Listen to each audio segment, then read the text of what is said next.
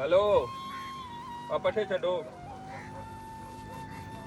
किन्ने डंगर जे भाई एक मੱਝ ਤੇ ਇੱਕ ਕੱਟੀ ਏ ते नाल जड़ी बच्छी बजी है ਕੀ ਗੱਲ ਖੈਰ ਤੇ ਹੈ ਵੇ तेनू नहीं पता तू सुता है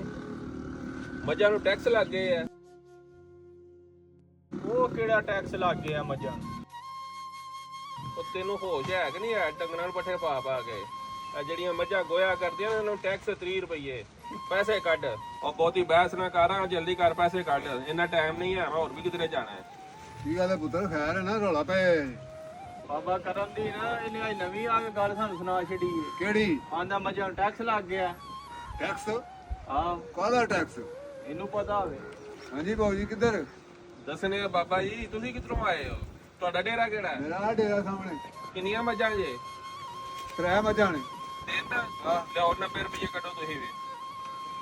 ਜਲਦੀ ਕਰੋ ਜਲਦੀ ਟਾਈਮ ਨਹੀਂ ਹੈ ਜਲਦੀ ਉਹ ਕਰੋ ਪਹਿਲਾਂ ਸਾਨੂੰ ਸਮਝਾ ਦੇ ਸਹੀ ਯਾਰ ਉਹ ਭਾਈ ਜਾਨ ਟੈਕਸ ਲੱਗ ਗਿਆ ਫੀ ਮੱਝ ਨੂੰ 30 ਰੁਪਏ ਜਿਹੜੀ ਗੋਬਰ ਕਰਦੀ ਤੁਹਾਨੂੰ ਗੈਸ ਦੇਣੀ ਹੈ ਗੈਸ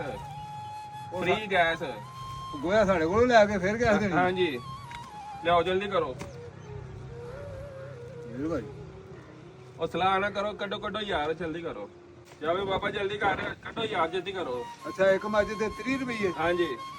ਕਿੰਨਾ ਮੱਝਾਂ ਦੇ ਫਿਰ ਬਣ ਗਏ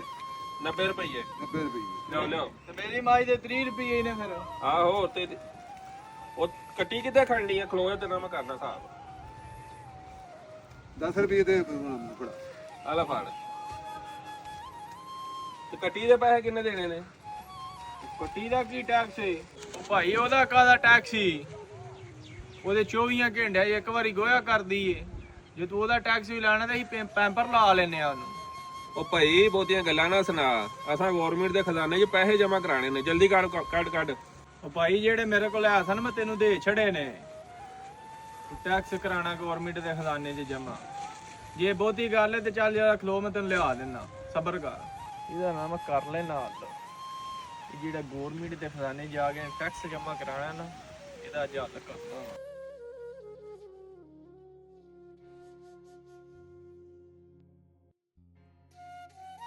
ਉਹ ਬਾਬਾ ਕਿੱਥੇ ਰਹਿ ਗਈ ਬੰਦਾ ਲੇਟ ਉਹ ਹੋ ਆ ਗਿਆ ਜੀ ਆ ਗਿਆ ਭਾਈ